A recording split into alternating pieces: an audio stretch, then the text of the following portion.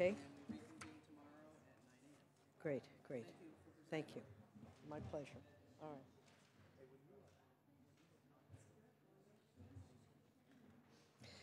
Mr. Secretary, please call the roll.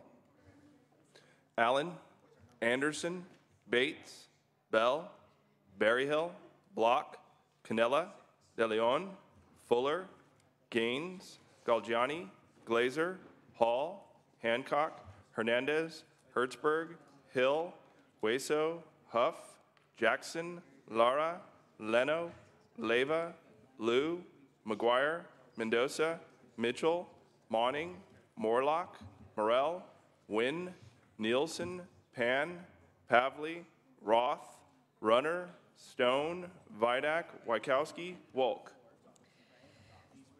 Thank you, Mr. Secretary. The Secretary notices the absence of a quorum, colleagues. We have a 9 a.m. session call. It is now almost 10 minutes after 9. Would all senators please come to the Senate floor for our Senate session? We have 89 bills eligible today, and we would like to get started and complete as many as we can. Please, all senators, if you would come to the Senate floor for session.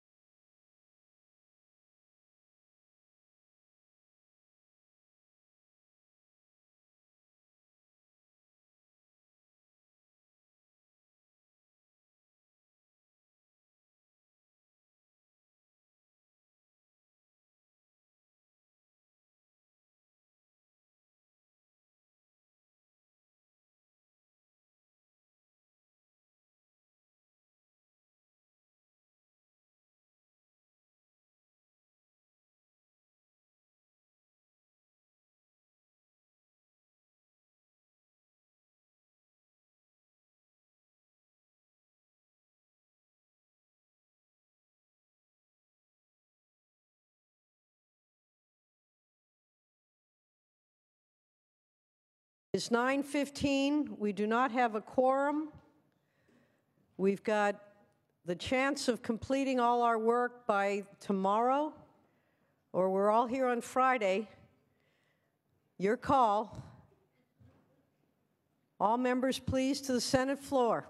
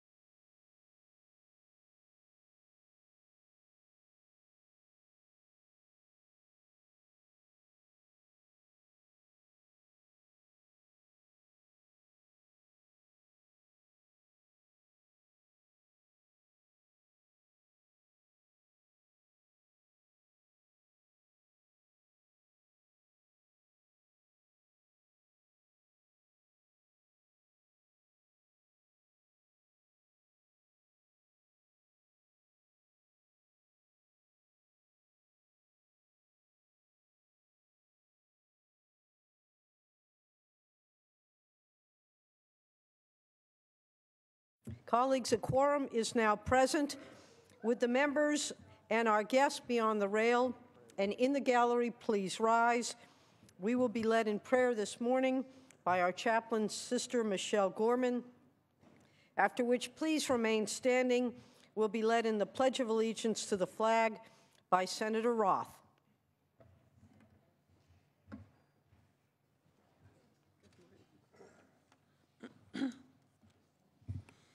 Let us place ourselves in the presence of divine mystery as I read a poem by Sudha Krishnamurti from India.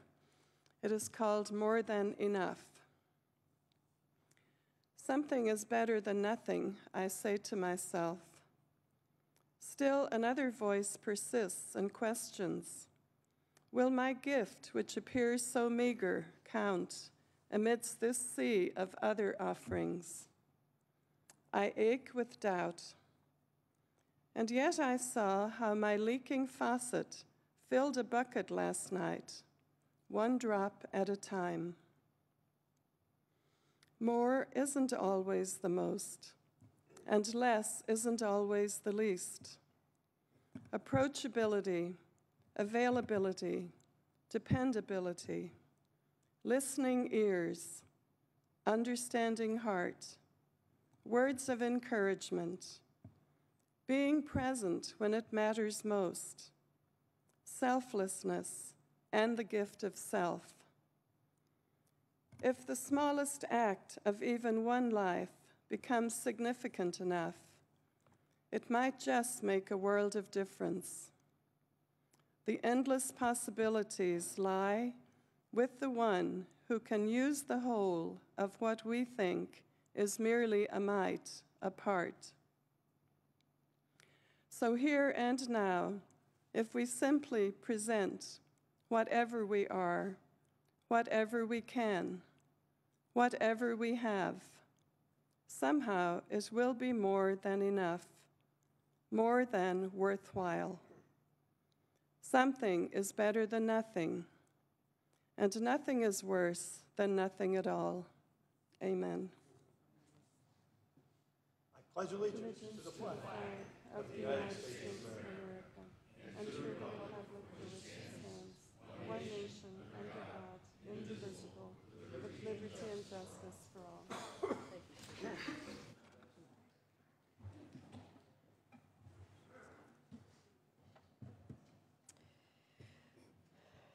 Good morning, colleagues.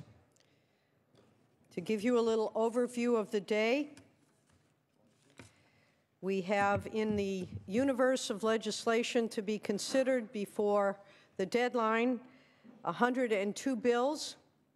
89 items are eligible today. There will be a recess between noon and 2 p.m. for caucuses, lunch, and Rules Committee. Then we will come back on the floor. We're hoping if we work hard enough today and tomorrow, we should be able to complete our work. Otherwise, we will be here on Friday. So with that in mind, under privileges of the floor, are there any privileges of the floor? Seeing none, messages from the governor will be deemed read. Messages from the assembly will be deemed read. Reports of committee will be deemed read and amendments adopted. Under motions, resolutions, and notices. Seeing none, we will go to consideration of the daily file. Under the second reading file, Mr. Secretary, please read. Senate Bill 1090 with amendments, 1098 with amendments, 1135 with amendments, 1177 with amendments, 1195 with amendments, 1291 with amendments, 933 The second reading amendments. file will be deemed read. Under Senate third reading, colleagues, under Senate third reading, we have today items 23 through 112. Let's start with file item 23. Colleagues, to the floor, please. All right, let's wait just a moment.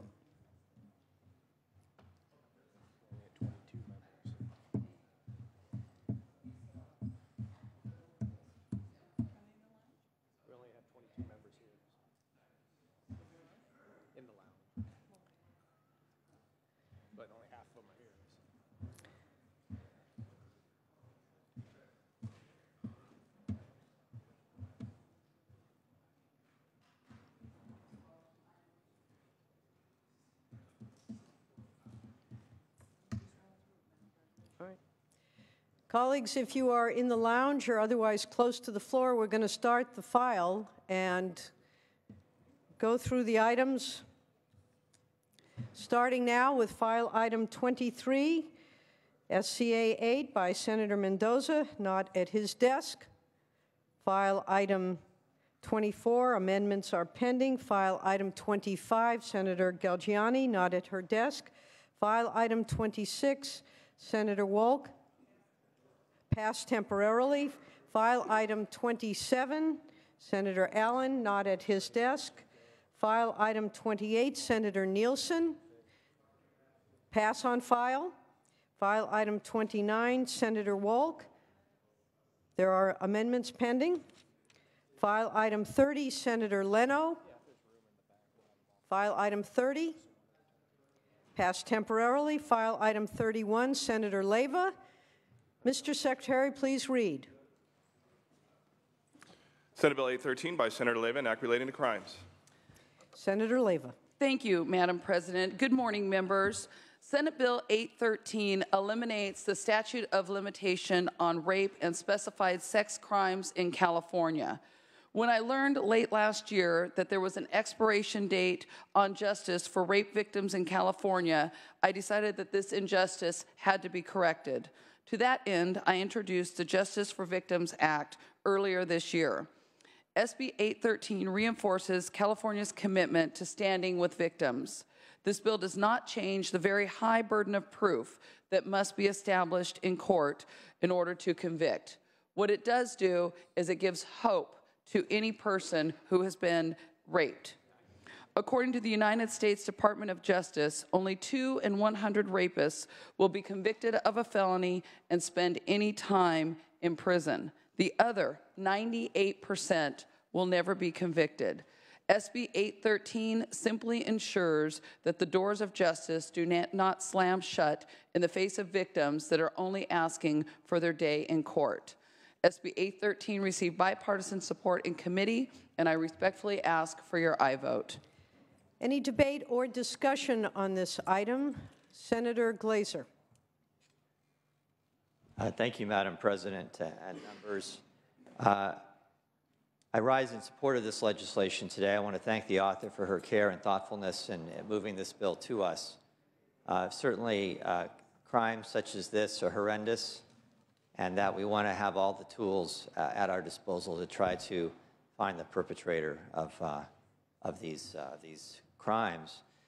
But the reason I want to speak on this bill is because while I recognize the substance and the symbolism of this legislation, there are other tools that we have available to us to catch rapists that we're not taking advantage of. And I think it's important to point those out to the membership in the hopes that I can work with the author and with others to take advantage of those tools.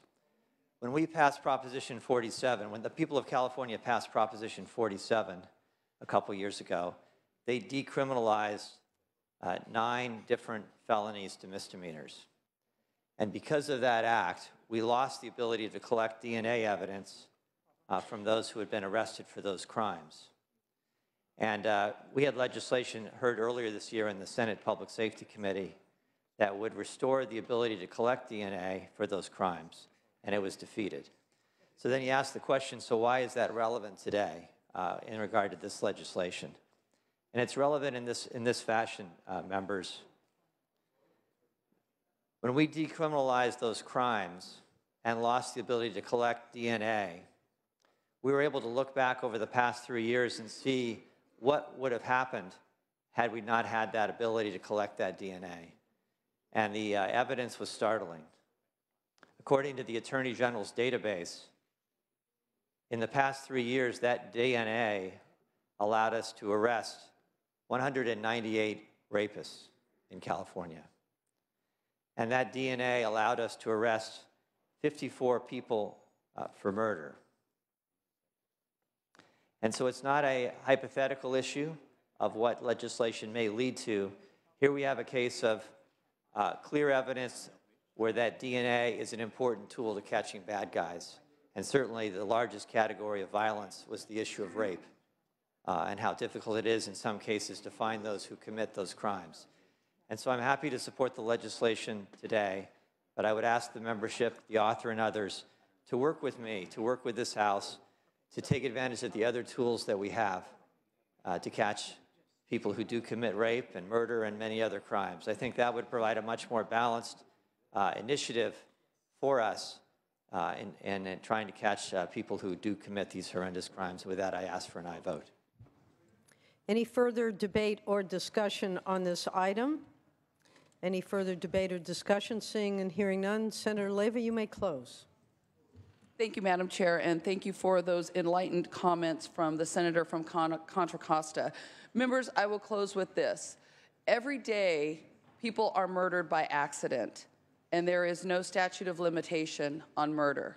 No one is ever raped by accident. Let's lift this statute of limitation and make sure that all victims have justice. I urge an aye vote. Thank you. Thank you, Senator Leyva. All debate having ceased, Mr. Secretary, please call the roll. Allen? Anderson? Aye. Bates? Aye. Bell? Aye. Berryhill? Block?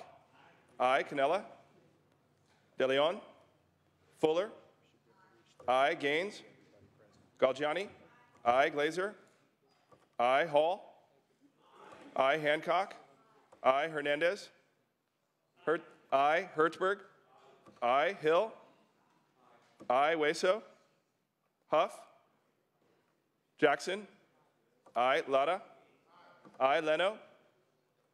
Aye. Leyva? Liu? Aye. McGuire? Aye. Mendoza? Mitchell? Aye. Monning? Aye. Morlock? Aye. Morrell? Aye. Wynn? Aye. Nielsen? Aye. Pan? Pavley? Roth? Aye. Runner? Stone? Aye. Vidak? Aye. Wachowski? Volk? Aye.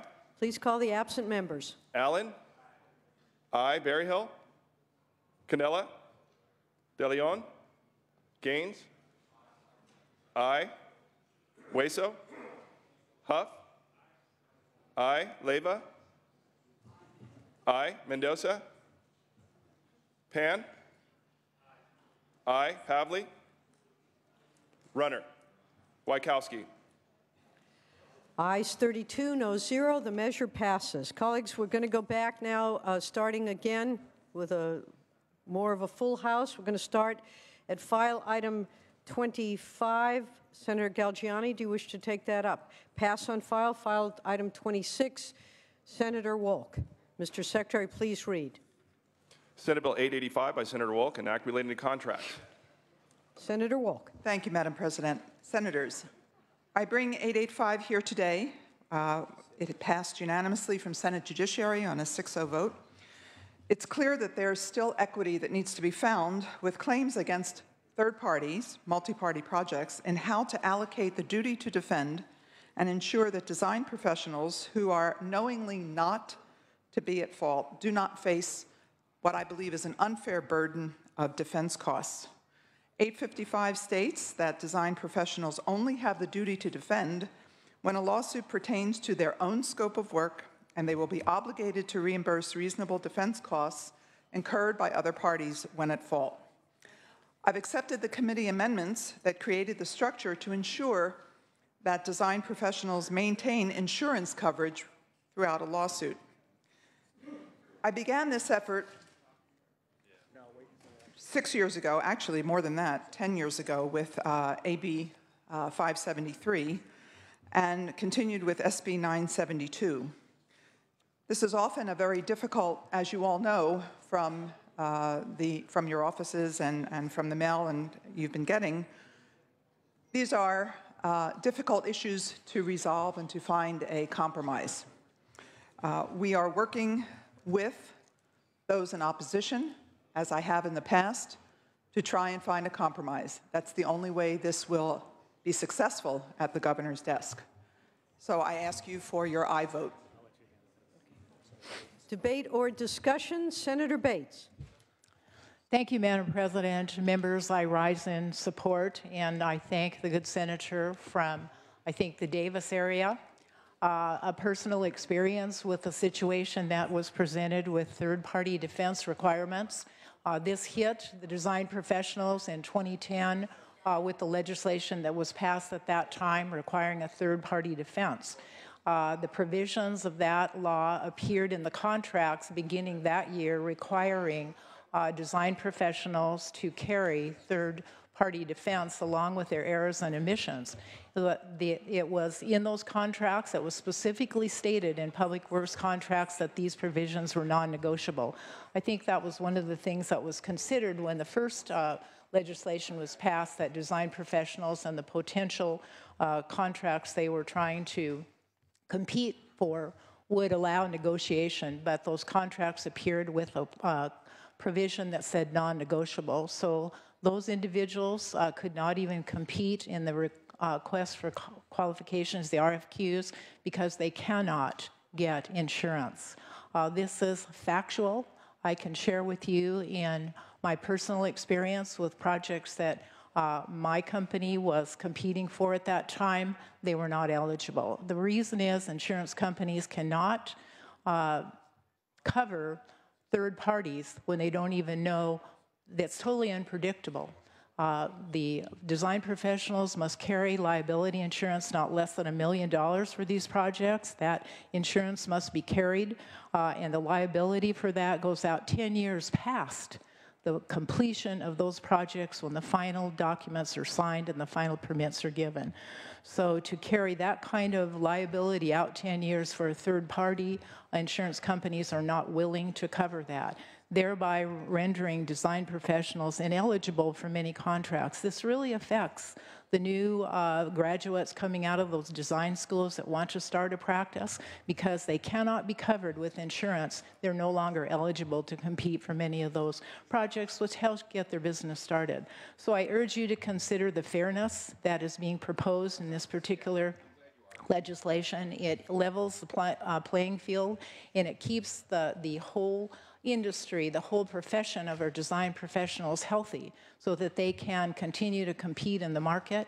And I do believe that with the Senator's goodwill here to continue to look at modifications, I think the entire construction, design, building industry can be healthy and protected on all fronts. But I urge you to support this very, very important piece of legislation for thousands of design professionals that operate here in the state of California. Thank you. Thank you, Senator Bates. Further debate or discussion? Senator Stone. Thank you, Madam President. And members, I appreciate that Senator from Northern California is going to continue to work on the bill and the opposition. I'm concerned about the public entities that are going to have to bear the costs of litigation that they can't control because a engineering firm may have flawed plans, and it's ultimately the public entity that's going to have to pay the enhanced legal costs to defend those claims at the expense of taxpayers. It's going to create more disputes between parties, and this is a carve-out for one particular industry. What about planning? What about transportation companies? So I know this is not fully cooked, but at this point, in the best interests of many of the public entities that are opposed to this, and why are they opposed? They're opposed because they see much more cost in litigation. California State Association of Counties, California Special Districts Association, and certainly the California building industry, where we're trying to get our building economy back up to par, building low to moderate income homes, getting more commercial opportunities in the state of California. And the building industry is very concerned because many of their members are going to be the beneficiaries of very high litigation costs by no fault of their own. So I encourage the author to continue to work with these entities and hopefully bring them along. And but for now, I can't support it. I urge a no vote. Thank you. Any further debate or discussion? Seeing and hearing none, Senator Wolk, you may close. Thank you, Madam President. I want to thank the Senator from Laguna Niguel for her firsthand experience and discussion and raising of issues on this bill. Thank you for that. I want to respond quickly to the threat that the public agencies see in front of them. I have done 2 bills in this area, and each time that has been raised, and that is in fact not what occurs. I think that is not a risk that is present, nor has been proven by experience. Nonetheless, I think it's really important to understand, and I do, that these are controversial bills, and we are divided, and it has nothing to do with Democrat versus Republican. I think it's important to continue working on these issues, and my experience is that that's the best way. Everybody in the room, and we figure out if there's a path that would allow the design professionals, who are the only ones affected by this lack of insurance and this lack of third-party defense insurance, to continue to prosper, be a part of the projects that public entities do, and at the same time, we create a fair playing field. I ask for your aye vote. All debate having ceased, Mr. Secretary, please call the roll. Allen. Anderson. Aye. Bates. Aye. Bell. Berryhill. Block. Cannella. Aye. DeLeon. Fuller. Gaines. Aye. Galgiani. Aye. Glazer. Hall. Hancock. Aye. Hernandez. Aye. Hertzberg. Aye. Hill. Aye. Hueso. Huff. Jackson. Lara. Leno. Aye. Leyva. Liu. Aye. McGuire. Mendoza. Mitchell. Aye. Monning. Aye. Morlock. Morrell. Aye. Wynn. Aye. Nielsen. Aye. Pan. Aye. Pavley. Roth. Aye. Runner. Stone. No. Vidak. Wykowski. Aye. Wolk. Aye. Please call the absent members. Allen. Aye. Bell. Berryhill. Block. DeLeon. Fuller. Glazer. No. Hall. Aye. Hueso. Huff. Aye. Jackson. Aye. Lara. Leyva. Aye. McGuire. No. Mendoza. Morlock. Aye. Pavley. Runner. Vidak. No. Ayes 26, noes 4. The measure passes. Colleagues, we are going to go back to privileges of the floor, if we know what's good for us. We are about to learn about as to who these ominous-looking characters are. Senator Block at Senator De Leon's desk.